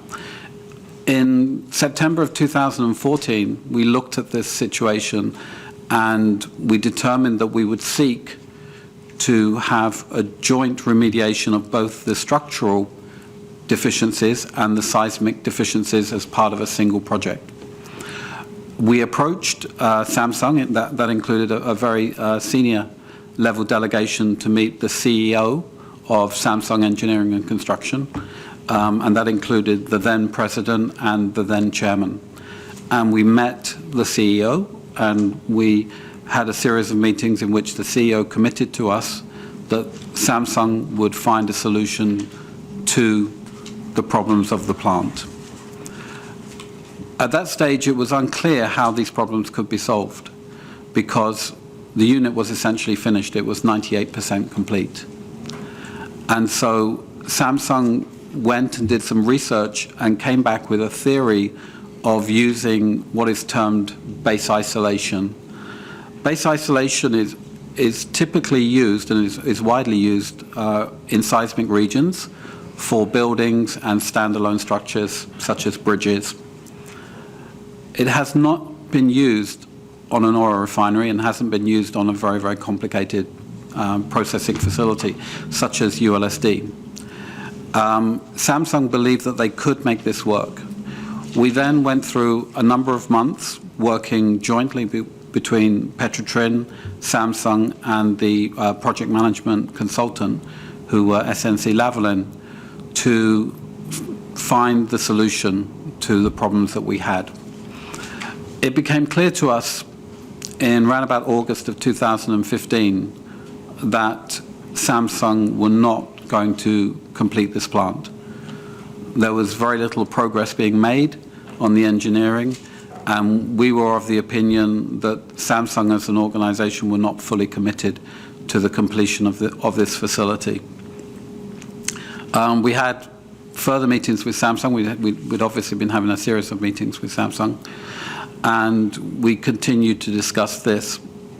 When the new board arrived, we immediately briefed them of the situation, and we also briefed them of our recommendation, which was to terminate the contract with Samsung. In December of 2015, we made the decision to terminate Samsung, and we have terminated them. We are now in the process of engaging a replacement contractor to finish the plant. As disappointing as this is a very, very complicated situation because you have a facility that is built and you have to ensure it is strong enough to resist any seismic activity that it might be exposed to. And that is very, very difficult. During the past 18 months, work that Petrotrin initiated on re-evaluating the foundations could be significant in helping us finish the unit. We, at our own expense, sank some new test piles into the ground to determine whether or not they were stronger than Samsung had originally assumed in the design process. We found that they were. We tested the piles to destruction. The concrete didn't fail in the piles. The soil around the concrete failed. But it failed at a much higher load than Samsung had assumed in the design. So we're in the process of finding out exactly how we can do this. The use of base isolation, in all likelihood, will not be accepted as a suitable solution, so we cannot proceed with that. The code that we have to meet to get the plant certified and to get the plant insured requires any new application of technology to be approved by a peer group of reputable, knowledgeable people, so world experts. And we believe it's unlikely that a set of world experts will suggest doing a first application of a technology such as space isolation in the oil refining industry on a plant that operates at very, very high temperature, very high pressure, and with very high concentrations of toxic materials such as hydrogen sulfide. So we believe that we need to go through an alternate method to strengthen the plant to the right seismic resistance. Further studies that we've done to actually understand the level of deficiency in the original design has indicated that over 200 of the members in the original design are under-designed and under-strength. So this represents a significant failing on the part of the engineering contractor, and obviously there will be an extensive period of litigation with that contractor. So that's where we are. We believe we have a path forward, and we believe that that path will complete the unit by the end of 2017. And that's a very, very challenging process, and we cannot assure anybody of success in that process yet. Thank you for that detailed response, and for the members of the viewing public, for the members of the committee, the short version is $3,000 million have been spent on a project that was badly designed at the beginning, and as it stands now, we're not even sure if it's going to work going forward. The date proposed is a proposed date, and I admire the company for trying to figure out a way, because you've spent $3,000 million, $3 billion, and because of design imperfections, the plant that is almost complete, I've driven by it and it looks pretty complete to me, has not been able to work. And that is serious and has serious implications for the company, because you will probably have to, you're engaging a new contract, if I get you correctly, there's going to be additional monies to be spent on that additional contract. I won't ask you about how much on that. Let's leave that, because you're in the contracting phase, so I'm not going to ask that. Okay, I'm just sharing that comment. I want to move now to MP Karim as a question. Thank you very much, Chairman. Through you to Mr. Baden. When we expend monies like these, and you now have to try to recover them from the contractors for deficiencies in the way in which they architecturally designed the plant, it is very clear that we are really saying as well that the in-house capacity at Petrotrin left much to be desired, because clearly you are the persons who are contracting these people and you would have allowed some of these things to happen. The first question in that regard is, has anybody been held culpable in the organization, or has any action been taken for persons who would have been so responsible for that contingent liability that continues to impact upon the financial viability of Petrotrin? Secondly, and since you're talking about plants, will you be able to tell us how many plants in the refinery are currently operational? And of those, for how long now has the refinery been operating at almost full capacity? All right, so let me just respond, Mr. Chairman, if I can. The MP has raised an important point, and again, I want to be very clear that we start off this presentation by being very upfront and indicating that there are deficiencies within the organization, and that is why, notwithstanding our pursuit of our strategic objectives, we're also doing a significant amount of work on institutional strengthening. But we have to do that very deliberately and very carefully, because we are building an organization for the future.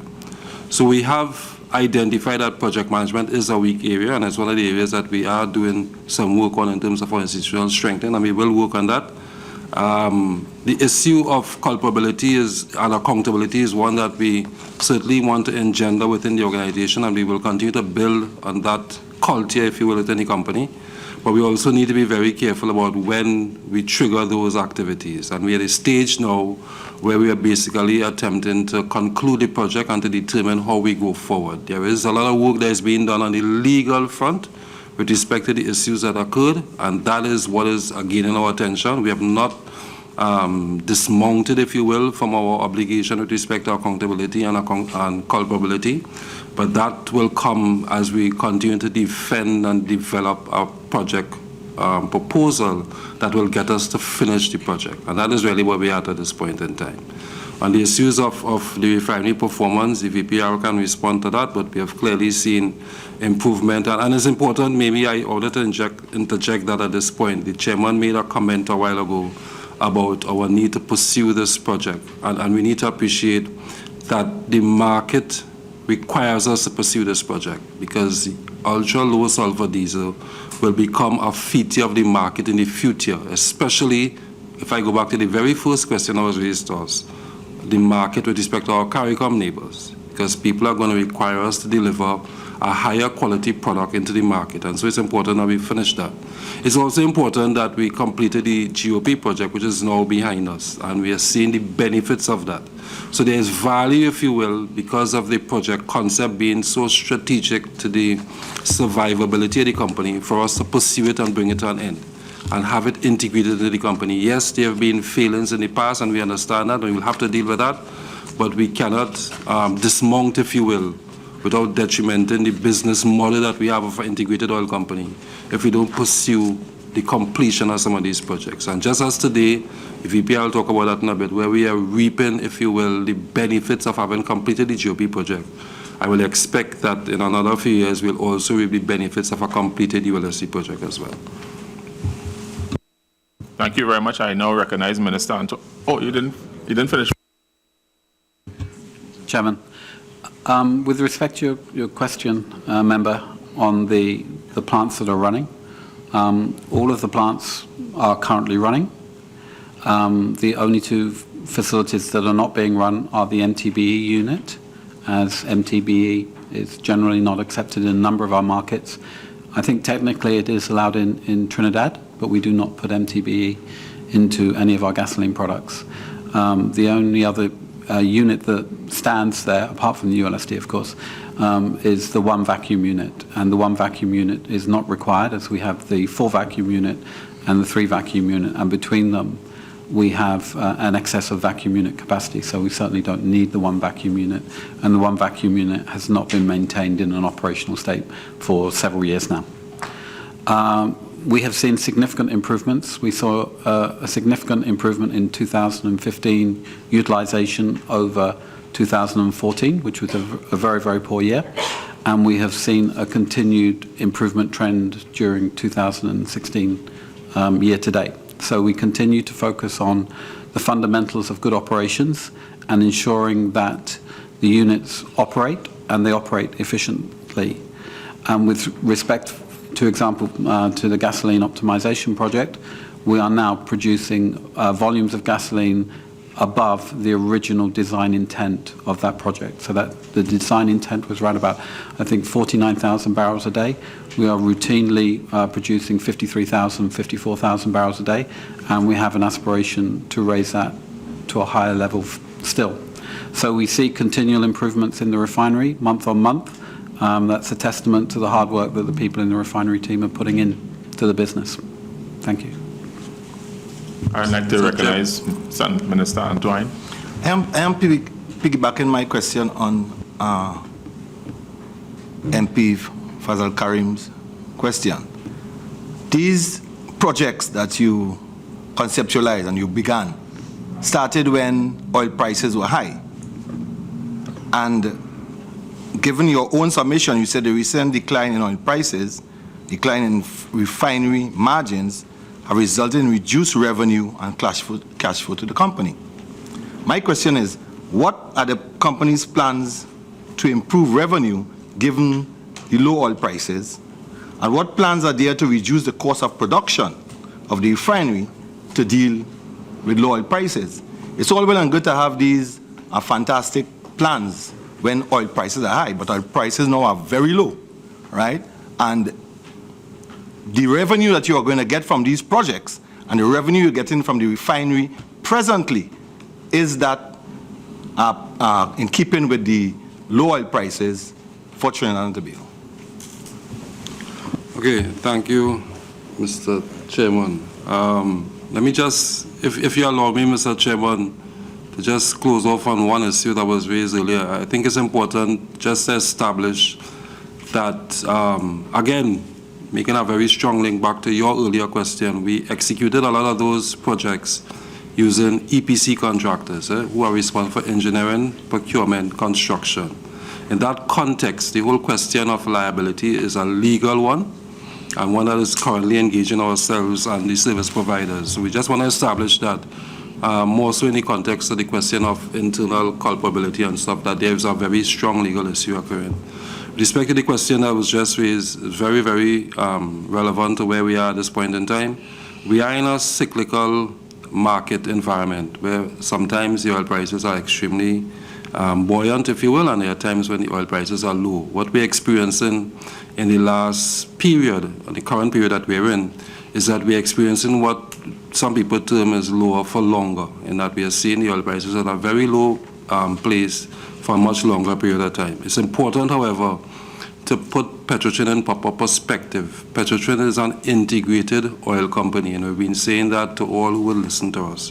We have a refinery that is specified, if you will, to operate at 168,000 barrels per day.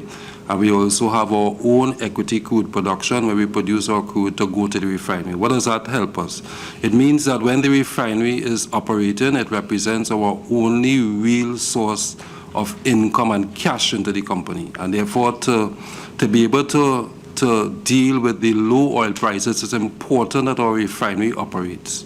And today our refinery is operating. And the VPR just mentioned that we are seeing throughputs of around 150,000 barrels per day in the last month or so.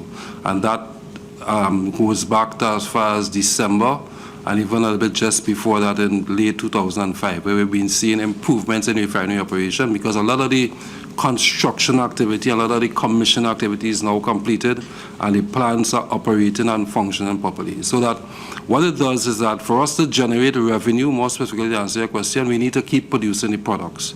We need to keep producing the products that will be sold in the local, regional, extra-regional, international market so as to generate revenue into the company. We need to also produce more of the high-value products. And so we've spoken about the fact that our gasoline production is extremely high, almost 50,000 barrels per day now, in terms of the slice of the pie in terms of our products that we produce, because that is where we get greatest value for the products that we produce.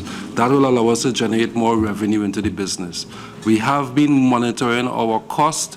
We know that if the refinery is operating, then we stand a very good chance of reducing our operating costs, because then we are less involved in maintenance. But the nature of the activity of a refinery will mean that from time to time we need to take plants down and to do interventions. And so we have limited, if you will, our expenditure for 2015, 2016 going forward into those things that are absolutely necessary just to keep the refinery going. A lot of the discretionary, non-recurrent expenditure that we normally would have pursued, we've decided to dismount on some of those because the prices are suggesting that we need to cut back on our cost of operations.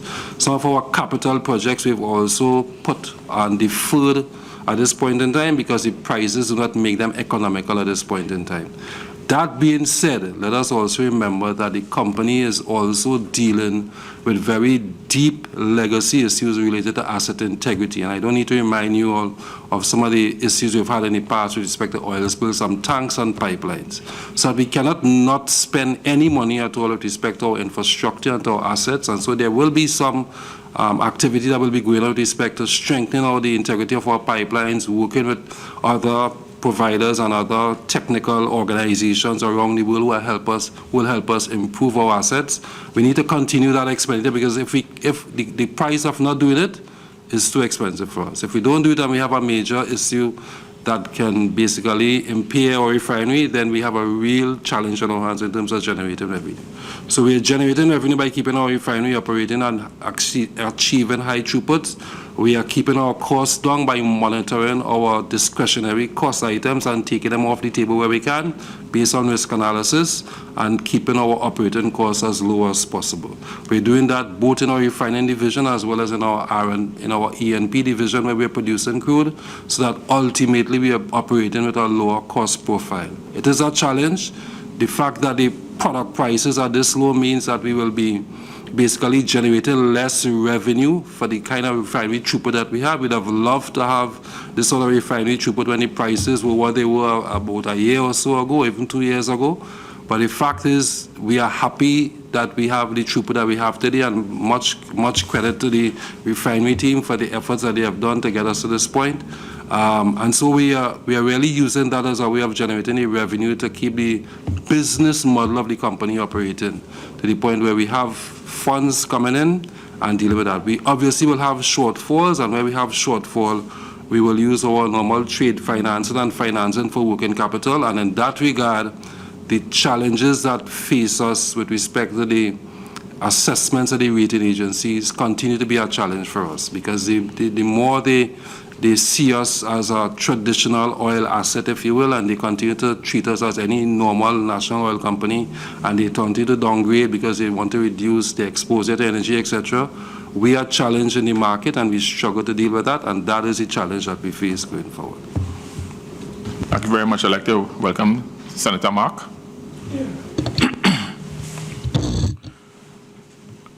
I'm looking at page 9 of your submission under the heading Transparency, Accountability, and Value for Money.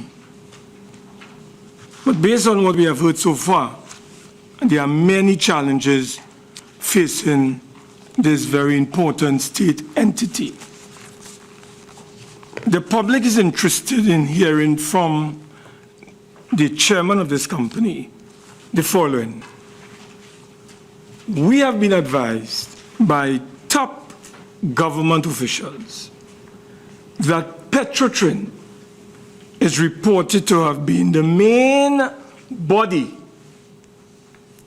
behind a decision to drop a lawsuit amounting to US $109 million against the former executive chairman of that organization to recover monies for the failed WTGL or GTL, WGTL or GTL project or plant.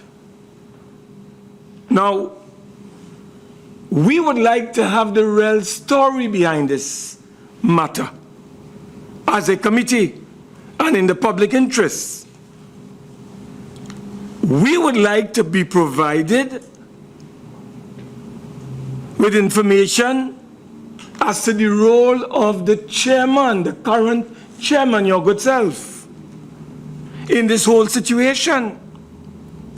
Were you a director on the board of the company when this decision was taken back then?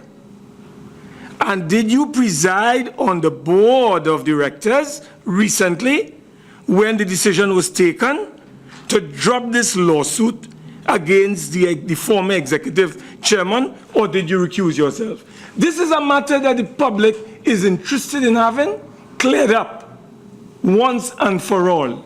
And let me just raise two other matters as I am on the floor. We have a corporate headquarters that is unfinished at Petrotrin. My information, $200 million of taxpayers' dollars would have been spent on this particular headquarters.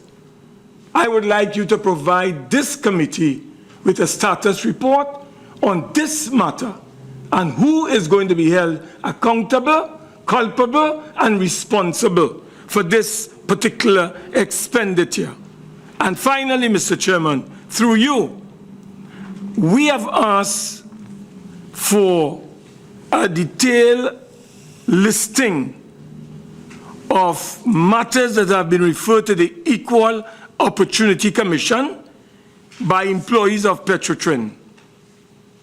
We have not been provided, so I'm asking today, could you provide us with a detailed listing of the 12 matters that have been referred to the Equal Opportunity Commission as well as 2 other matters that are currently before the Equal Opportunity Tribunal. We would like to have that. There are several questions like you. I have almost about 50 questions for Petrotrin. But I realize that time is slipping away and rushing on. So, Mr. Chairman, like you, I think we'll have to invite them back. But kindly respond in the public's interest on these matters, please. Thank you, Mr. Chairman, and through you, thank you for those questions. Let me inform you, Mr. Chairman, and members of this committee that I was not present at the decision which respect the board took Malcolm Jones. I recuse myself. I was not present. I would like the entire public to know that I was not present. That's the first one. The second one is that the decision of the World GTL started, I think, in January 2005, or around that time. I became a member of the board in June 2006, as such, for the information. That's in the public domain, as such. Other decisions took place after 2006, but the start of the decision was very clearly before. Decision to go World GTL was before I became a member of the board. Which you have asked, through you, Mr. Chairman, I'd like to respond to the wider community with respect to this. The third point is respect to the question through you, Mr. Chairman, is respect to the aspect of the corporate headquarters. I don't know if any other person has the information with respect to corporate quarters on my list here, but probably we want to respond to all the questions. So if perchance we do have, then we can respond. Or else we'd like to come back and to deal with this particular one on the corporate headquarters. Do you have information? No. Okay. Thank you. Do you, Chair? Yeah, President? We can talk about the corporate headquarters. Yeah. If perchance, do you? If perchance, Mr. Chairman, that we do not have all the information this morning, I wish to state categorically that we will bring that information before you to the next meeting. But we'll give you some information with respect to the headquarters at this time that we have. Thank you. May I ask, through the chairman, is it a normal practice when a project involving close to $3.3 billion, as was identified by Mr. Fitzroy Harewood a short while ago, as the GTL project, is it a normal practice through the chairman to you, Chairman of Petrotrin, Andrew Jupiter? Is it a normal practice for a board to take it upon itself unilaterally to simply withdraw a matter that was going before a court or that was before a court?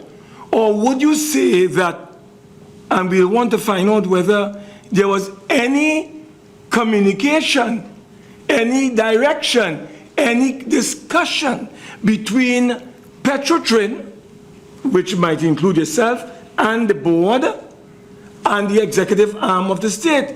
Is it a normal practice that you just unilaterally take a decision to withdraw a matter, or would you seek consultation with others before you do that, particularly at the executive level? Mr. Chairman, through you, I'd like to respond to that. Since I was not party of this discussion, I cannot comment on that statement. Here that was party to that decision that could comment on that.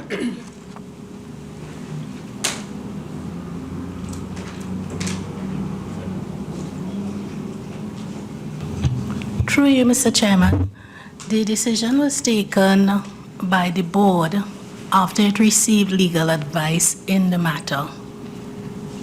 I would not say that there's a practice of just discontinuing matters, but the matter was handled by the Attorney General's office, and then new advice came to the attention of the Board of Directors, and the decision was made thereafter, please. New advice from who? You said from your legal advice? Legal advice from whom? The counsel who is that? Were involved in the matter Who? The Senator Mark, council, excuse me, could I, sorry, Senator Mark, could you allow the representative of Petrotrin? Yeah, yes, to of respond, course. please? Thank you. yes, the council comprised Vincent Nelson QC. He was the original counsel in the matter. The other counsel were Counsel Gerald Ramdeen and also Faroon Debedine, who came off the record, and then I came onto the record at a certain point in time in the matter. Finally, Mr. Chairman, could I ask through you whether it's possible to have those documents presented to this committee, these various legal documents? Because already we have seen where documents have been made public.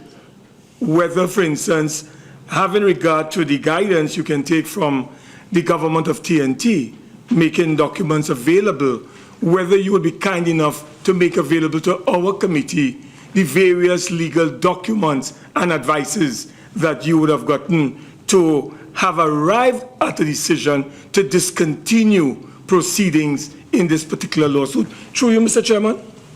The chairman would like to intervene here. I think that what the committee would at least very like to get from Petrotrin is a detailed report on the issue, a detailed report of the process that happened, what led to, and all the various interactions, and to the point that there's no disclosure issues, the supporting documentation on the matter to fulfill the request of the good senator. I think that's Senator, is that amenable to you? Thank you very much. I would now like to move to Senator Henry. Yes, I'd like to switch gears a bit and ask about the sometimes thorny issue of the operating costs. I mean, that's cited as your number one problem, and you made reference to it, Mr. Harewood, a few minutes ago. In terms of the labor component of your costs, what exactly is the company planning to do, or what are the plans going forward in terms of tackling this issue? Because obviously, with the price of the output being so low, you have to rationalize your operations. And has there been any discussion or plans or interactions with the union and so on this matter at this point? Thank you, Mr. Chairman. The operations of the company is an issue that we are very concerned about, as you would expect, in this price market that we are in. And so we've taken an initiative that we have just completed, actually, of meeting with the 3 representative stakeholders in terms of employee representatives. And so we met with the EPA, the Estate Police Association, and we presented the data with respect to the operations of the company and its finances and the challenges we face in this market with respect to our revenue generation under the low prices. We met with the NPSA, which is the National Petroleum Staff Association, and we also met with the OWTU, which is the Oilfield Workers Trade Union. We presented as well the full implications of what is happening and what is happening with respect to the company. Those presentations were part of an approach that we have adopted of trying to be very open and speak to our stakeholders about where we are with respect to the company and what is happening. We continue to review operating costs. It is a challenge. You have to appreciate as well, and I keep making a reference to the model in which we operate in as an integrated oil company. We have to produce as much equity crude as we can, because the more crude we can produce from our own assets, if you will, our own acreage, helps reduce the amount of crude we import to run the refinery. And we have to run the refinery, and that requires a certain amount of manpower and labor force to get it done. So we continue to look at that. We look at it in a very objective way. We are viewing what is also in front of us, because the normal attrition suggests, and you heard the VP HR say it a while ago, that in another 5 years or so, just by natural retirements and attrition, this company will be lost out to almost 900 plus employees. We have to put all that in the mix. We have to look at where we have the gaps and the competencies. We have to determine what our optimum organization is. That is the work that is going on, and that is the detail that we are spending the time to review to determine what is our best strategy going forward. We're resisting the knee-jerk approach that says we just must do this and that. We have a structured approach to running the organization, which reviews our operation, looks at our model in which we operate our refinery that is huge, and looks at our costs with respect to our E&P operations and bringing our fields in as properly as we can. Thank you very much. I'll take one last question from the floor. Senator MP Karim. Thank you very much, Mr. Chairman. Will the company be kind enough to let us know what is the status of the $500 million revolving loan facility that was negotiated between the company and Citibank?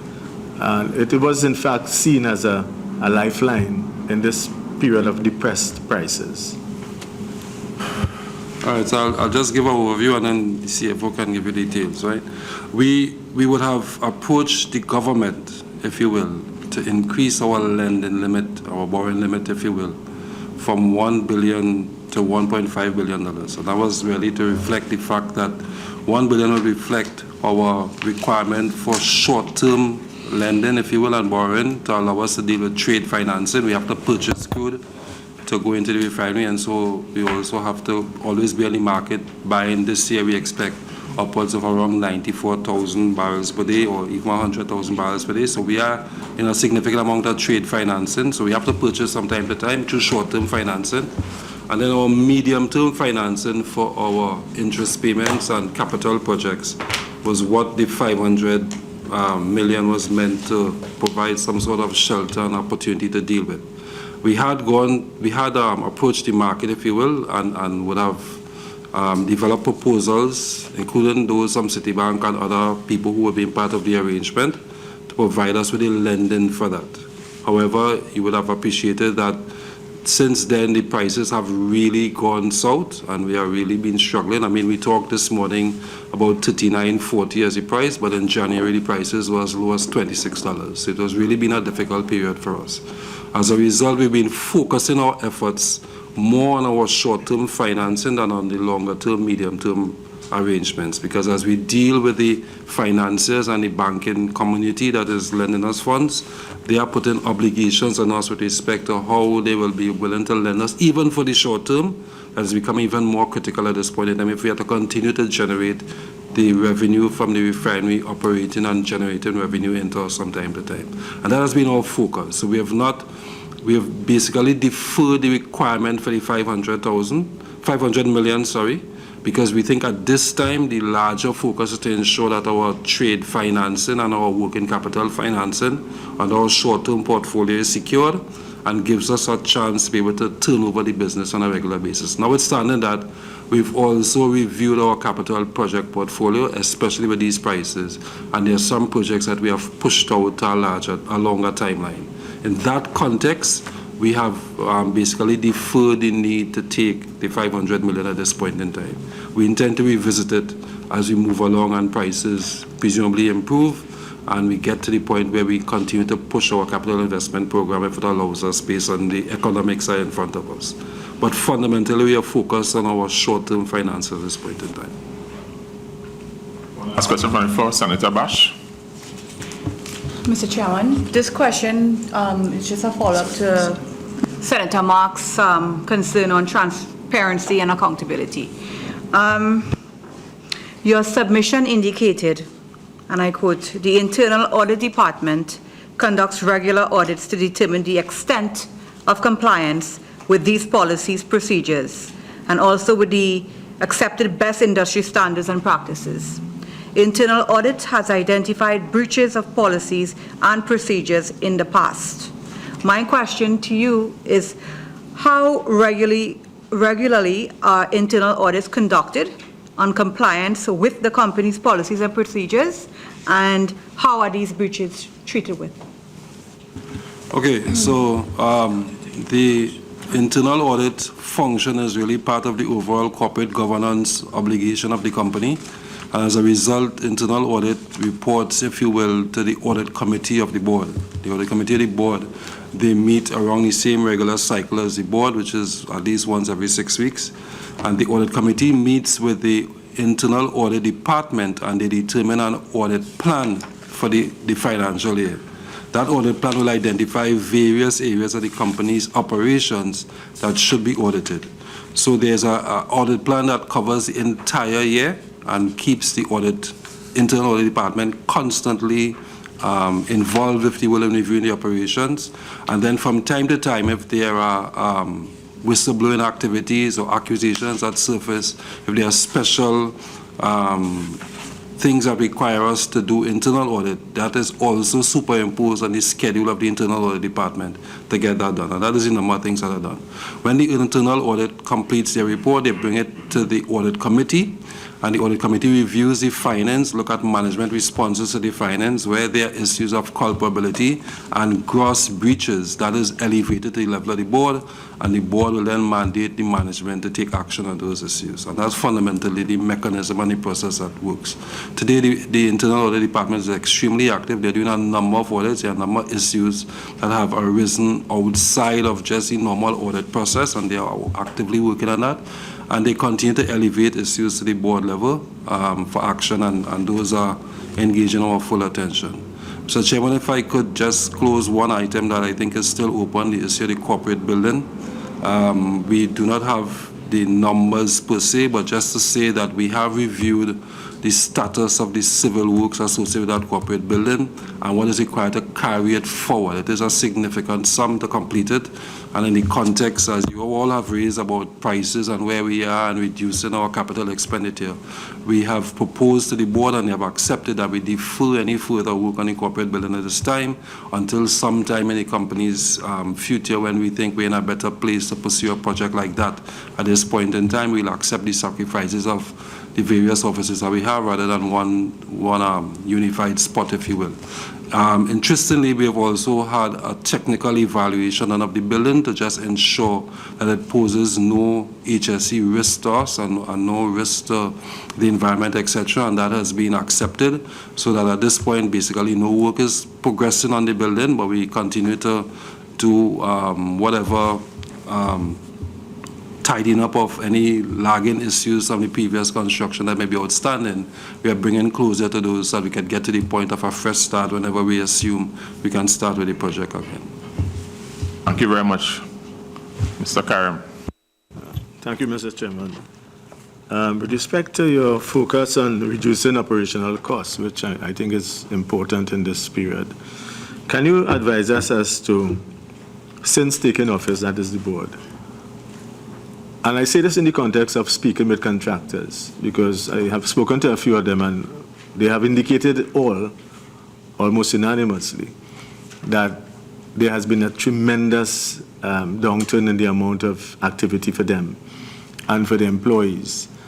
And also, which is a bit more unfortunate, is that they do not seem to have any assurance of anything in the future. Might you be able to tell us, since taking your responsibility as a new board, how many contractors you have reduced contracting of services from, and how many persons have been so affected, how many jobs have been so affected? Because my information is that in some cases over 50, 60, 75% of these contracting companies have not been able to have continuous work for their employees. So the question really is, how many contracting companies you have reduced by, and how many jobs as a result of that have been so affected? Well, Chair, through you, the question is a valid one. I don't have those numbers with me today, as such, because I'm just hearing those questions, but we can furnish you with those numbers. But I wish to add that we have met with every single contractor in and the VP, ENP, we'll see that, the VMP and ENP. And the purpose for that is, with respect to any downturn, you have to find solutions. The reality is, if your operating costs may be higher than what the price of oil is, you have to address certain areas. One of the areas you must address is, will that work that you will do, will it be profitable or not? As such, if it was a high oil price, then you will. I'm pleased to see that the response from the contractors were excellent. What do I mean by that? They are focusing on sustaining strategies. Will you be able to do things differently than how? But with the context of ensuring that the tendering process is in place, because we are state enterprise.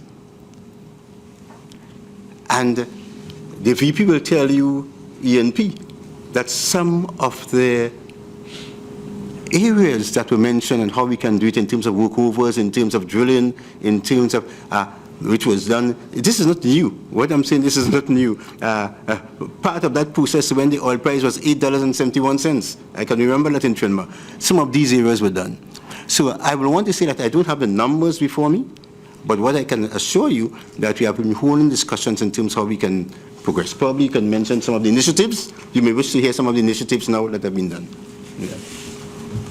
Okay, so through you, Mr. Chairman. So the contracting group is very important to us, especially in the upstream business. It's fairly highly skilled in terms of the growth projects, in terms of drilling and workover. And certainly the persons that work for us by and large in the major drilling are the international companies.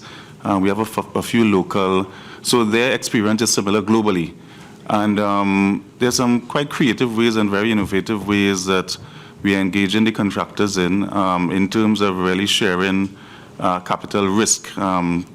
Traditionally, we will go out with a scope of work and we fund the projects from working capital, but there are some very creative ways that are being used in other jurisdictions, in Ecopetrol, in Pemex, where the service companies are really putting more capital at risk and they're prepared to take their remuneration in terms of incremental barrels of oil. At this time also, we really look at a lot of the lower risk type opportunities, and so we have had some very good conversations with our workover contractors in particular on the land acreage, and we have been getting some good traction. But again, as we mentioned, this has to be done in a very transparent way, and that is what we are seeking to do. We get approval, and certainly we know that jobs are impacted. That's a fact. The actual numbers we'll definitely get for you, but our partners in particular, our joint venture partners, our partners on incremental sharing projects, they have signaled that the economics are just not working. So you have rigs that are down. We have again looked at some ways of encouraging contractors to move on this, because we have to look at it in a bigger picture. We need to keep some activity going. We need to keep skill sets in the country going also, but we have to do that economically. So it is promising, but we want to make sure that we have a proper template to move forward on.